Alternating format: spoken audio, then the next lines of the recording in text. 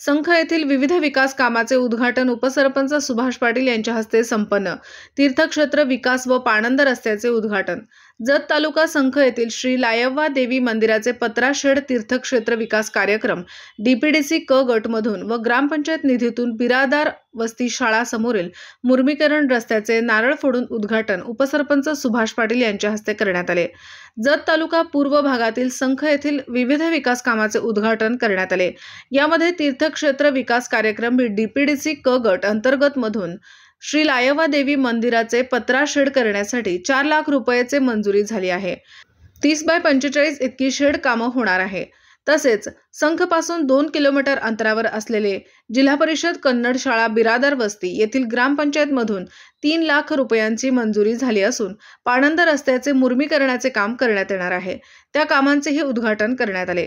यावेळी संखचे युवा नेते उपसरपंच Subhash Patil, Daigonda Biradar, Mallikarjun Saygaon, police Patil Suresh Patil, society chairman Mainuddin Jamadar, Rajendra Halkude, IM Biradar, Rajendra Kannure, Ramesh Kanamadi, gram panchayat सदस्य सागर पाटील, बसगोंडा बिरादार, धनाप्पा बिरादार, सदाशिव पुजारी, महादेव पुजारी, आमगोंड पुजारी, कॉन्ट्रॅक्टदार महेश करे, पिंटू बिराजदार व सर्व ग्रामपंचायत सदस्य, सोसायटी सर्व सदस्य, ग्रामस्थ मोठ्या संख्येने उपस्थित होते। आज संख येथे श्री लायव्वा देवी मंदिर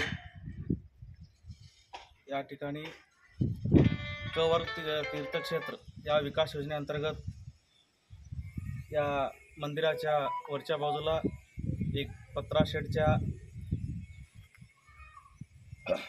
मंजूर झालेले आहे।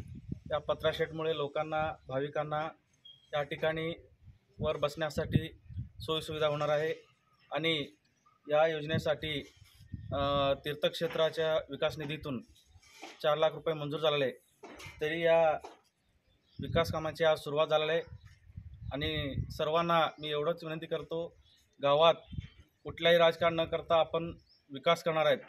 कुठल्याही टीका टिप्पणीला आपण न बघता आपण विकास काम करणार आहे। एवढं दुष्काळी भागात सुद्धा, एवढा दुष्काळ असताना, पाणी टंचाई असताना सुद्धा आमच्या गावात सुरळीतपणे आम्ही पाणी पुरवठा करण्याचा प्रामाणिकपणाने प्रयत्न करत आहोत, करणार सुद्धा आहोत। ह्या पाणी टंचाईमध्ये कुणी कोणाच्या राजकारण न करता सर्वांगीण विकासासाठी प्रत्येकाने पाण्यासाठी सहकार्य करावा आणि कुणी या विकास कामात आणि पाणी टंचाईमध्ये कुणी राजकारण न करता प्रामाणिकपणे सर्वांनी मिळून या टंचाई कसं आपण दूर करण्यात येईल याचा सर्वांनी विचार करून या कामासाठी आपण सर्वांनी मिळून कामं करूया।